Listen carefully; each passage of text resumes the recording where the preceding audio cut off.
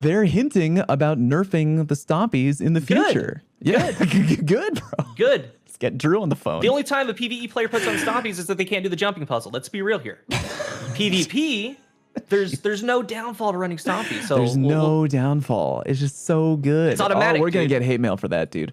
If you're watching on YouTube, welcome. Doing a live read of the Twab today with our good friend CoolGuy. Check him out on his channel. Really chill fellow. Here we go. This week at Bungie, we take a pass on armor mods and exotics. As we get closer to launch, I can't help but feel we should keep these introductions short and sweet. So with that in mind, I'll keep it to a bulleted list. Have you played D2 this week? Check out the epilogue. Did you check that out, CoolGuy? Not yet, man. Not yet. It's pretty good. I'm trying to keep away spoilers. It's hard, but it looks pretty sweet. It's pretty sweet. Yeah, it even says it. It's pretty sweet. It was pretty sweet. We have less than 2 weeks until our D2 showcase. Remember that it's on August 24th. Are you hyped? We are. We previewed some I'm hyped. Season 15 champion mods this week. Miss it? Well, here you go. Yeah, we've got anti-barrier auto rifle. We've got unstoppable fusion, linear fusion, pulse, and sidearm. And we have overload bow. And I think we also have overload sword, even though it is not in the picture here. Mentioned on Twitter. Okay, time is flying by. We got a bit to cover. Yada, yada, yada. Okay, this week we are focusing on exotic armor and armor mods. Perfect. Fine tuning. Each season gives exciting opportunity for pieces of the sandbox to move up or down. Activities and encounters are one piece of the puzzle, providing fresh challenges for Guardians to take on with the plethora of tools at their toolbox. This week, the Armor and Expressions team. What the hell's the Expressions team? It doesn't matter. Learn something new every day. Has some notes on how a few of your tools are changing. Some will slightly be more limited in dominating your enemies, but still perfectly viable options to take into battle. Some will be a bit hotter. Team, hello from your local blacksmiths working at our digital forge. Over the next few seasons, we are aiming to bring some exotic armor outliers back into line, though that does mean that some overperforming favorites are going to get a little off the top.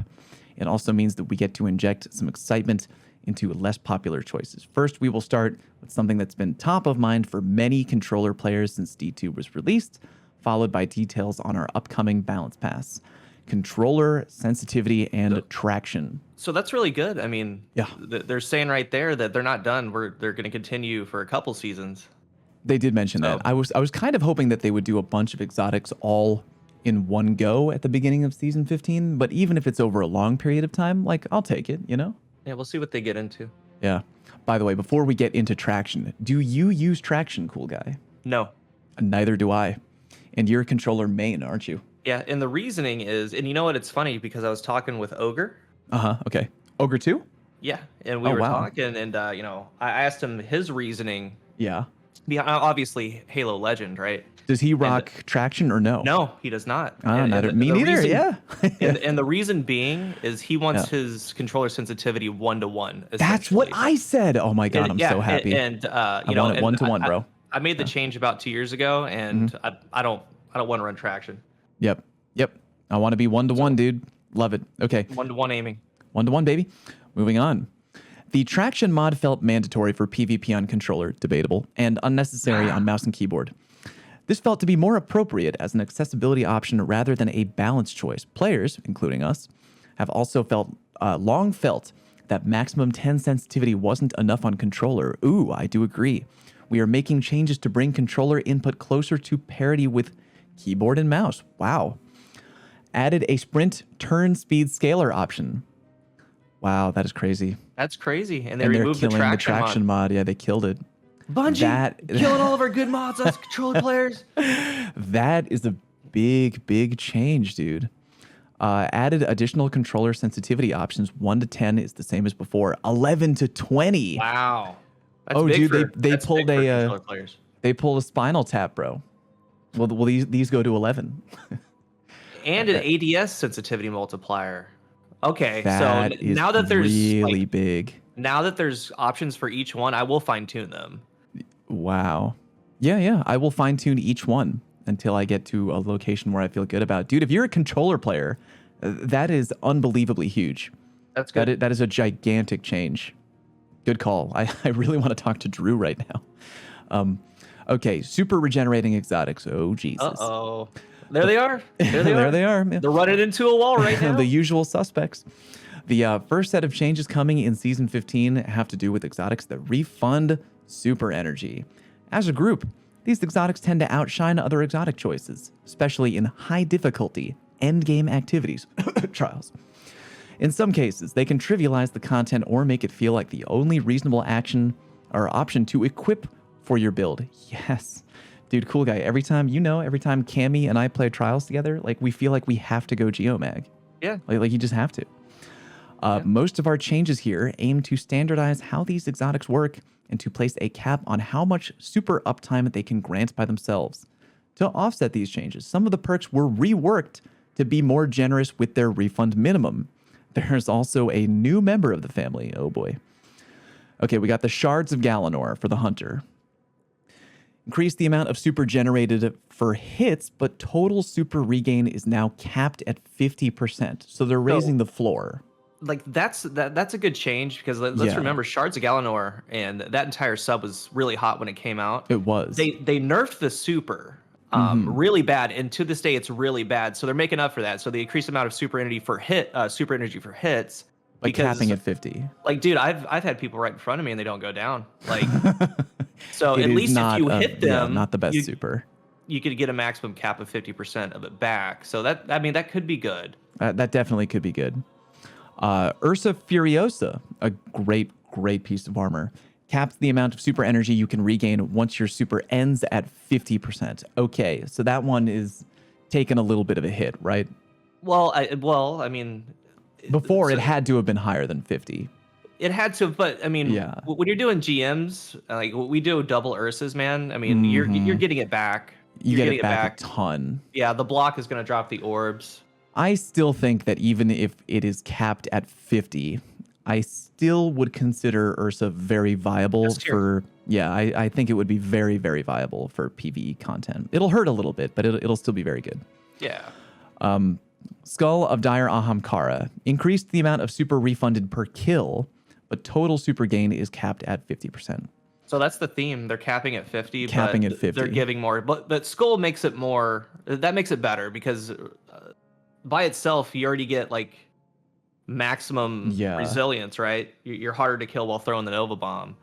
So if you're getting hits, man, especially with the slow will find the enemies in PvE in PvP. So you can get 50% of it back. That's good. Depending on what the minimum is being raised to, like if you hit 2 or 3 people in PvP and that already pushes it up to 50%, depending on how many people you would need to hit that 50% number, I would see that being a pretty good piece of armor all around.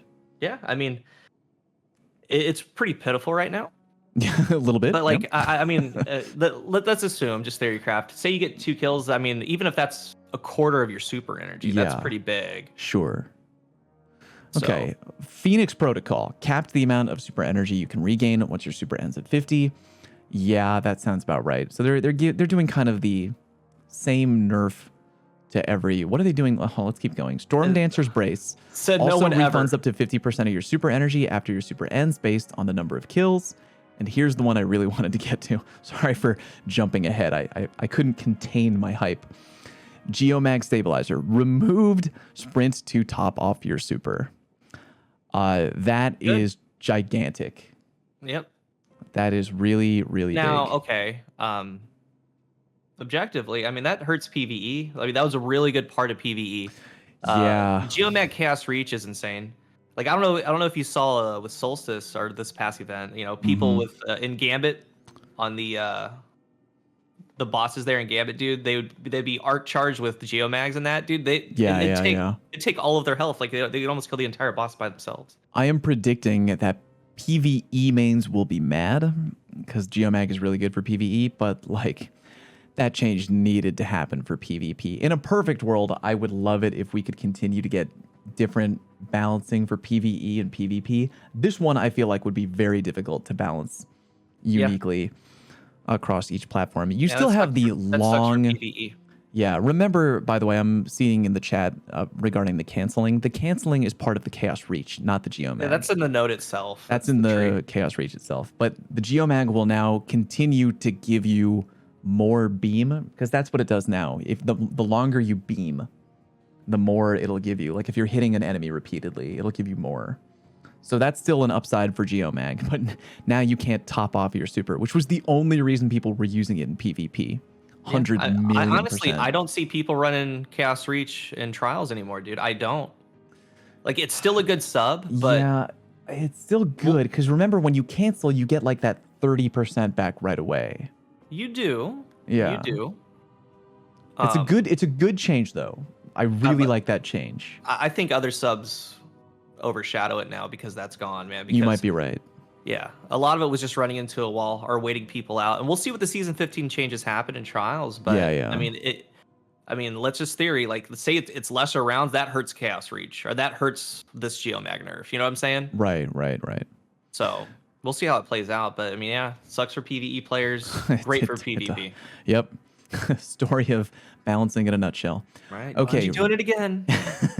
Retunes and reworks. The next batch of changes is focused on injecting some more power and excitement into some less popular choices. Okay.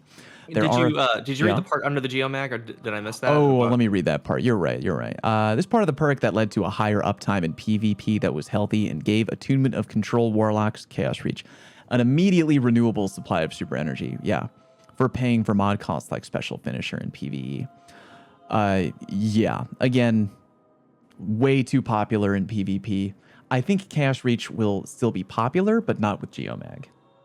Yeah, like Bottom Tree Storm looks good now. Like it's got that big AoE on. It's not bad. Yeah, they're buffing that landfall, right? Yeah. All right, moving on. There are a few exotics that missed the boat this time. Unfortunate. That needs some extra special attention, like a certain pair of hunter boots. Oh shit! Are you reading that? That's the Bombardiers, dude. Those are the Bombardiers. Oh man. Come on, dude. Don't tease me, Dylan. Oh my lord. Don't tease me, Dylan. That's big. Can I read it? So you want to read ahead? Okay, yeah, read ahead. So you're reading the Bombardiers. The Bombardiers, like, let's establish first of all, it's 120 damage from the center of the bomb. Like, I've always thought as Bombardiers, it's literally free damage, dude, because you get your dodge every 8 to 10 seconds. And say you're using what's the class item where you use your class ability to get your class ability back? Premonition. Yeah, double premonition. Double premonition. Yeah. So like it's always been good in CQC because if somebody's rushing at you, you just dodge back. They're gonna come right into the bomb. It's free damage. But with these changes, the bomb now has a secondary effect based on your subclass type. So blind for arc. That's huge, dude. If it hits like a blinding grenade, like that's very big. Yeah, I would love to use that. And in PvE, dude, like blinding grenades, obviously one of the best blinding choices is ever. very powerful in PvE. And if you're more able of a to troll do it, pick for PvP, if you're able to do it every 8 seconds, that's very good. That's really good. Burn for solar, so you're gonna ignite people. So if the bomb does 120, the burning happens. Like I want to see how much that is. It's probably gonna be about 15 damage. 12 to 15. Right. Slow for stasis, boo. Suppression for void. That's big too. So you're telling me somebody could come at you with a super and you could suppress them with the Bombardiers? Wait a minute. Hunters now have the ability to suppress with the bomb, so they can do a suppression grenade like the Titan. Yeah. Oh, but way faster. But this suppression will not affect a Guardian in super. Okay. Ah, boo. But still, I mean, okay, very interesting though. Stopping someone's melee ability. Okay, by the way, were you? So I was hype about something else. You were hype about reading about the Bombardiers. Did you miss the hype on the above paragraph regarding special extra attention for a certain pair of hunter boots? Did that go over your beautiful head? Are we talking about stompies? Yes. Yeah, well, we'll see. We'll see what they do. They're hinting about nerfing the stompies in the future. Yeah, good, bro. Good. Let's get Drew on the phone. The only time a PvE player puts on stompies is that they can't do the jumping puzzle. Let's be real here. PvP, there's no downfall to running stompies. So there's no downfall. It's just so good. It's automatic. We're gonna get hate mail for that, dude. We're gonna get hate mail for that. We need to be realists. You need to be realist when we talk about things like this. The Bombardiers look good. The Bombardiers really look sick. Changes. I want to use the arc for PvE. I want to, don't be mad at me, slow and suppress people in PvP. And there we go. Well, dude, will the burn, will that work with burning cells? I mean, I don't know. I don't know. They talk about Warmind Cells, but Let's move on. Okay. Forfeit. Graviton forfeit. Increase the bonus invisibility duration. Really? It's already like 4 seconds, dude. So that's massive. 4 about, yeah. The melee regeneration speed now increases based on the number of enemies near you. While you are invisible, your recovery is greatly increased and your weapons reload more quickly. That's good. I kind of like that. Dude, because Graviton Forfeit already kind of matches your entire duration of your class ability. So if it's lasting longer, you could probably dodge on top tree and be invis, dodge again, get invis again. Might be really top tier for like Grandmaster Nightfalls. Yeah. Like I'm already thinking about that right now. Okay, moving on. Lucky Pants added intrinsic hand cannon holster mod, replaced previous functionality with the following. When you ready, a fully loaded hand cannon that deals kinetic damage or damage matching your subclass energy type.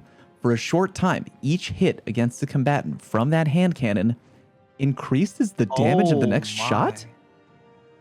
Real quick. Oh, immediately I was like, what about Hawkmoon? Okay. Think about Hawkmoon and PvE. No, they said, oh, Hawkmoon won't be able to one-shot a raid boss using these legs. Other hand cannons will get a fun edge in combat, though.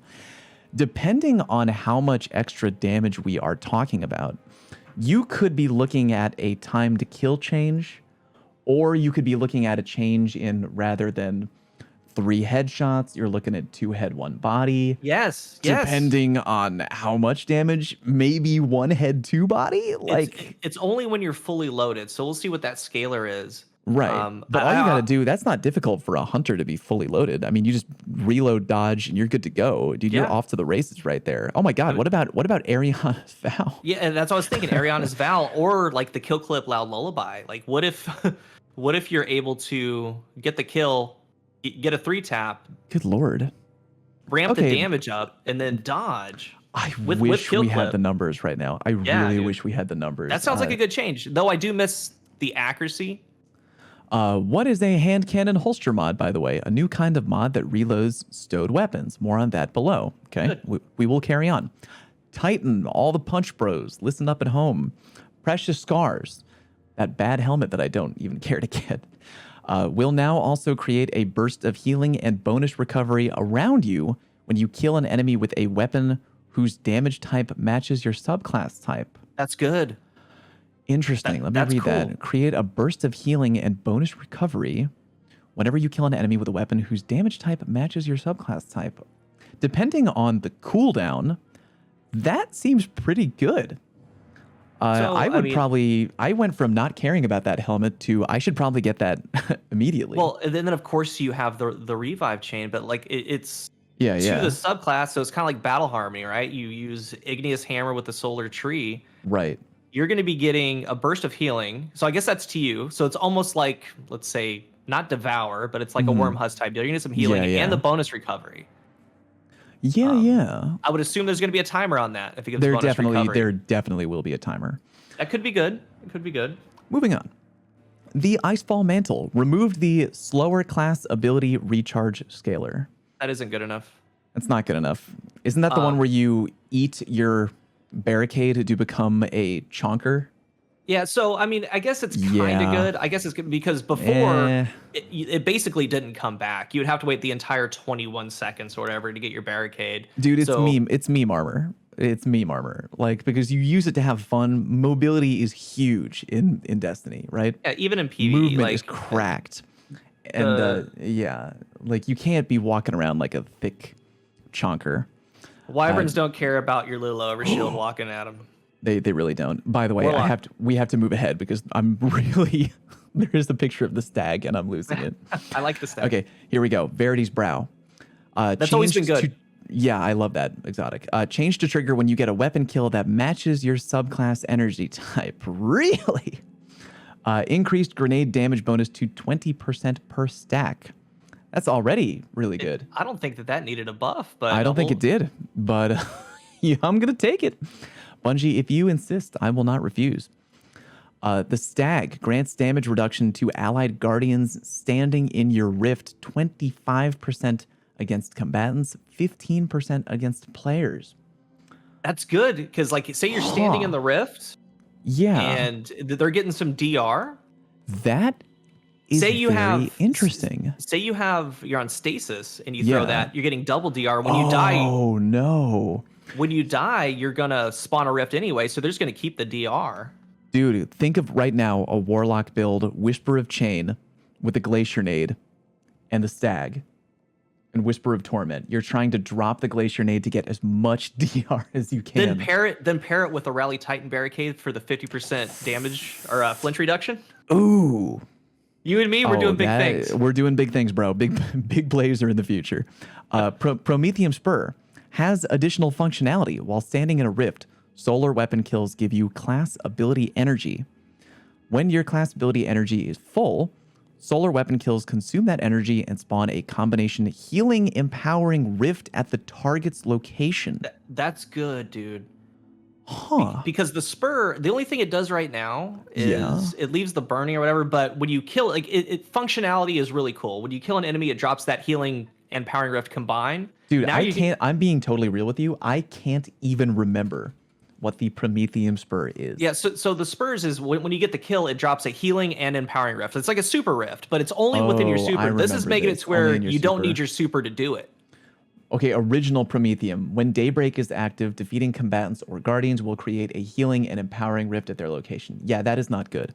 And now, while you're standing in a rift and you have a solar weapon, you get more class ability energy. That already is pretty good. I mean, dude, say you have your full rift, solar weapon kills, so you throw a toaster at somebody. It's going to take away that rift, but spawn that empowering healing rift. And that's a good rift. And I guarantee you a lot of you listening probably have never even been in that rift, but that's a good rift. It's a good rift to have. I'm feeling like that would actually be quite handy for certain PvE activities, but I feel like we could pull something off with that in PvP. Like is there a high impact solar? High impact solar primary or special? Sniper, because I know there's Vow. Sniper? But, Lord of Wolves, that's a sniper, right? There you go. There you go. It's got travel time, no big deal. Yeah, no big deal. All right, that's good. I like that change. We'll see how it works. I like it too. I definitely do. Keep your eyes peeled for other changes to come in the wake of these as well. Our goal for the next few seasons, especially following the launch of The Witch Queen, is to increase the variety of fun and powerful choices available to players in PvE and PvP. Binders, scavengers, and holsters, oh my. We're also rolling out some changes to mods that affect the ammo economy. Running double ammo scavenger mods makes it too easy. Hard agree, right, cool guy? Yeah. To have 100% uptime with special weapons in both PvP and PvE. In PvP, specifically, we believe this is an important factor in how oppressive certain special weapons feel. Reducing their effectiveness is a step towards addressing this. We are prepared to revisit this depending on how it plays out. Probably a good call. We are also looking to improve Ammo Finder to make it a bit easier to earn special and heavy ammo in PvE, while introducing a new type of leg armor mod that reloads stowed weapons. Oh,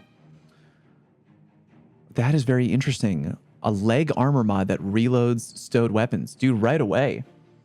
That's going to make it easier to find a god-rolled grenade launcher. Because I have a truth teller.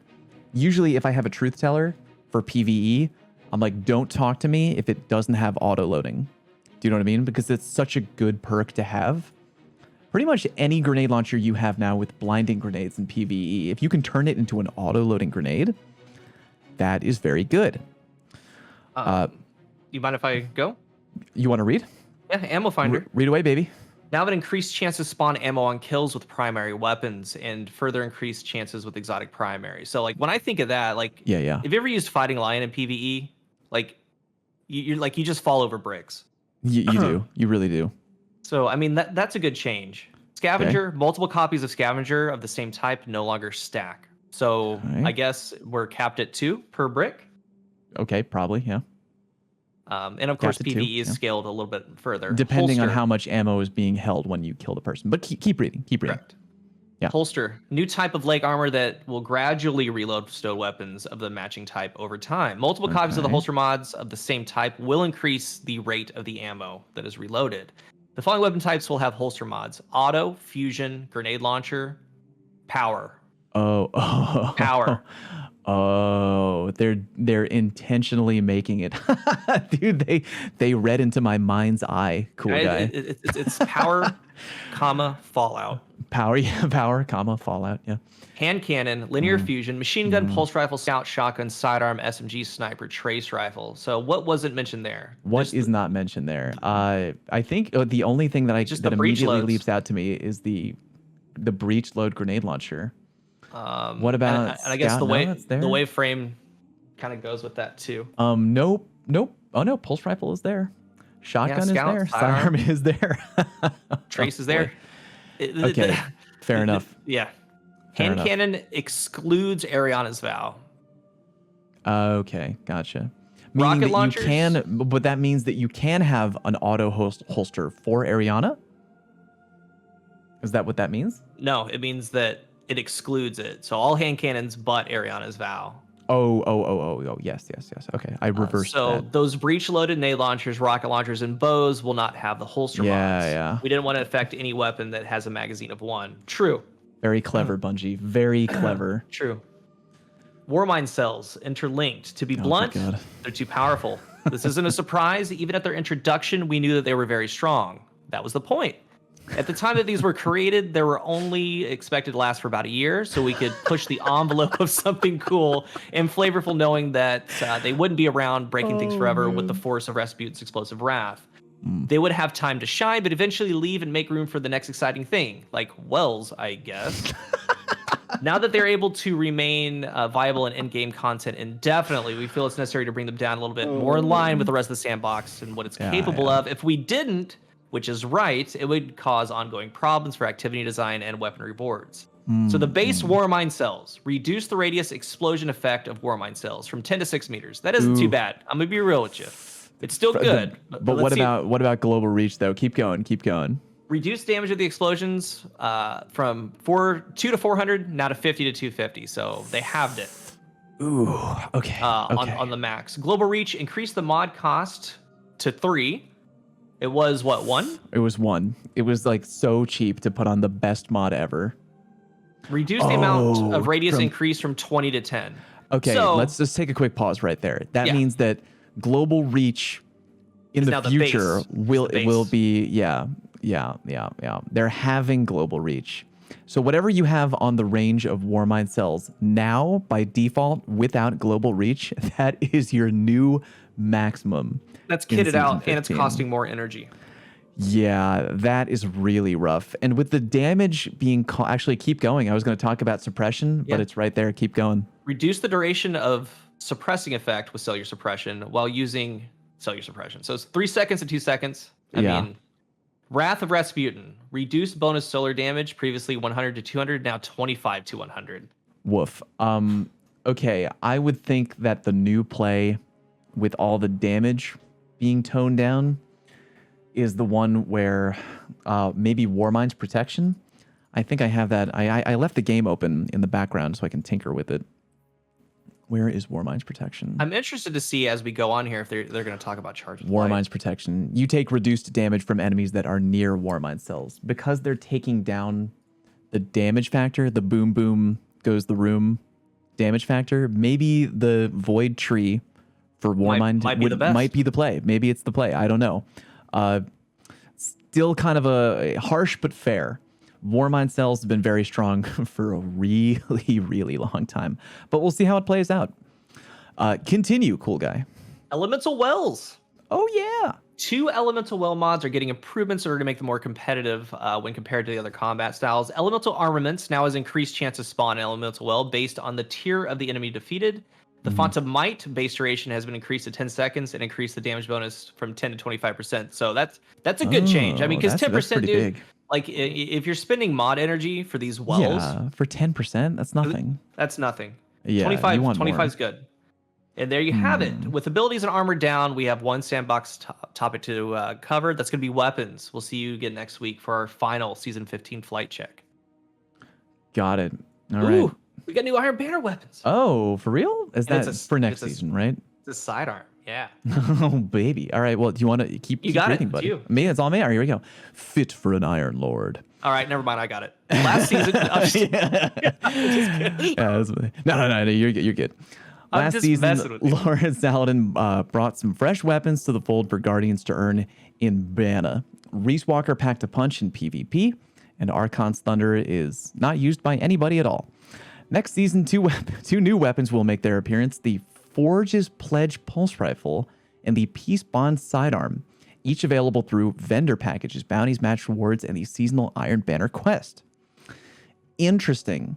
That looks like a lightweight pulse to me, dude. That looks like Chattering Bone, Outbreak. Maybe, but you never know based on weapon design, because Yeah. a lot of weapon designs will go across weapon archetypes. We learned that last time with the what was that? The shotgun, the Guardian game shotgun. I was looking at it and I was like, oh well, that's totally a blank frame.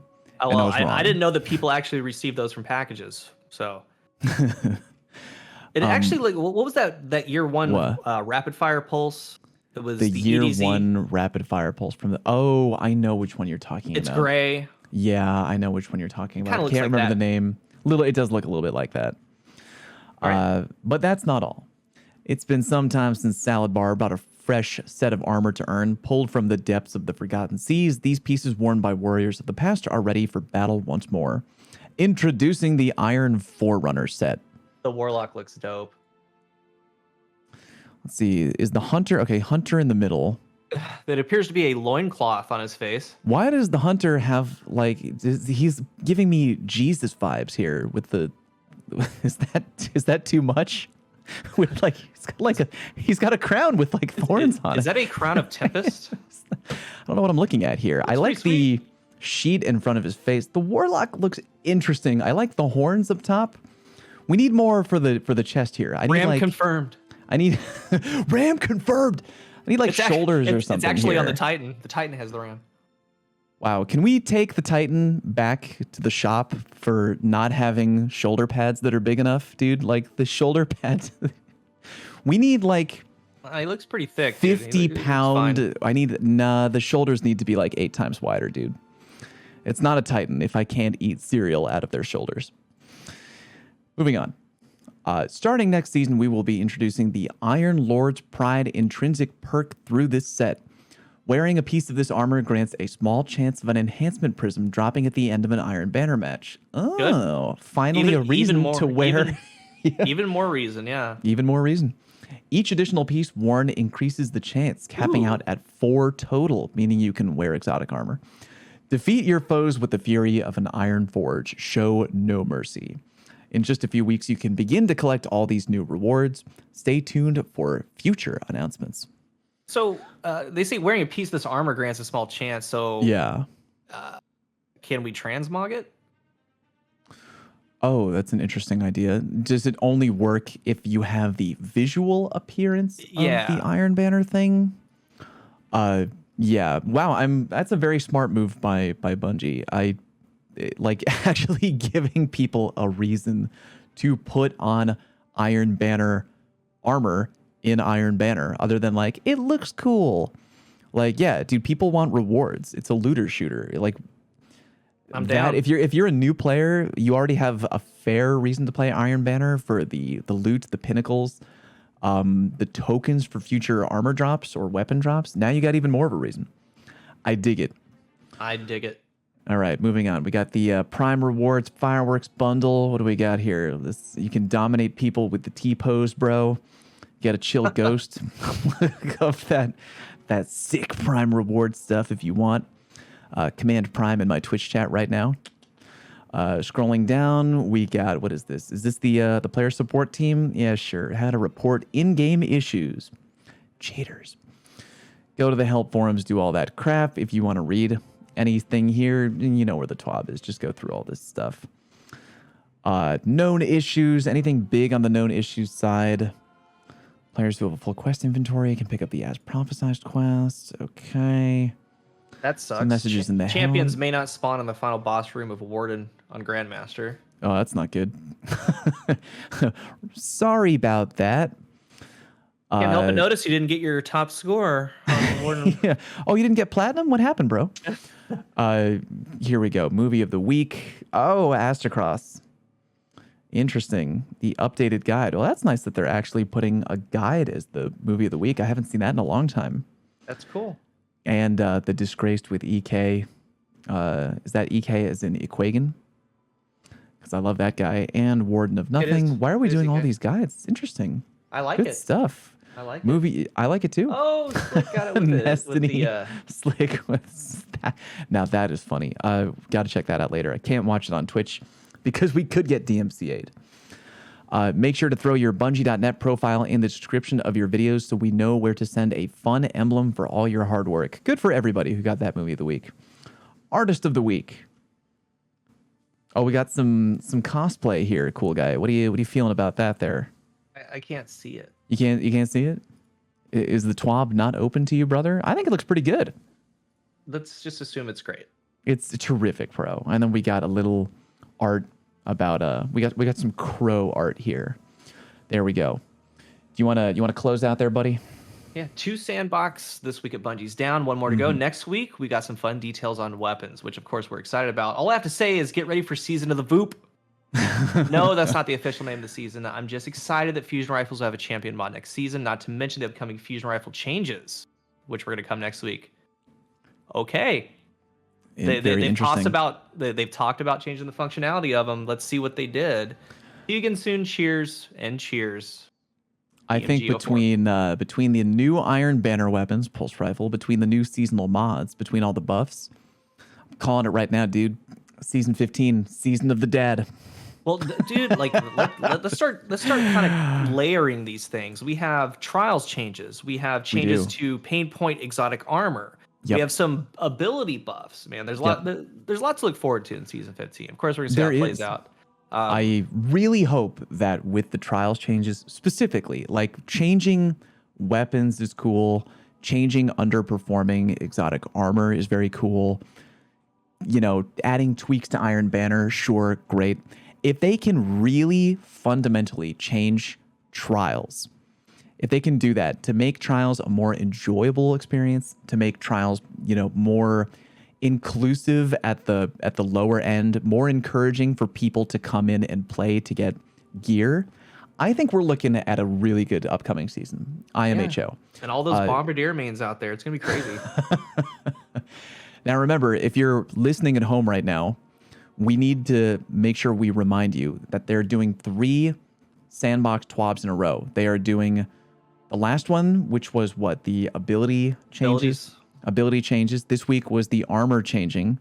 Next week is going to be the weapon sandbox changing.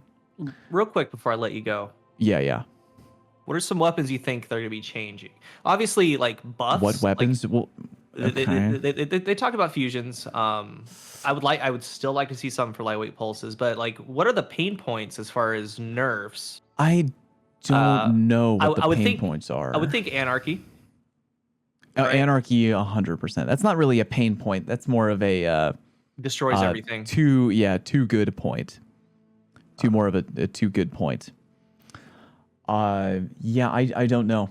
I'm only trying to look at the last paragraph of today's TWAB and think that, because they're specifically calling out fusion rifles, I can only imagine that maybe there's going to be something interesting about fusions. Maybe they're going to make other families good other than the high impact family, right? No, I always take those pretty seriously from DMG, dude, because back when he was talking about, remember when 110s got changed to 120s? He said in the TWAB, he's like, my true prophecy is like really good in play sessions and blah, blah, blah. So like when he takes time to say something about get ready for Season of the Voop, like you should either be scared of fusion rifles or you should be really excited. We definitely should. Hey, everybody. Thank you very much for joining us for the live TWAB read. Shout out to CoolGuy. If you don't follow him already, check him out on YouTube. Just look at, what is this? It's CoolGuy Gaming. Check him out. Appreciate him joining me for the live TWAB read. And we will see you again next week for another TWAB Waiting Room live on Twitch. Be sure to join us there and another TWAB read about the weapon sandbox buff. Thank you very much for watching, and I'll see you next time.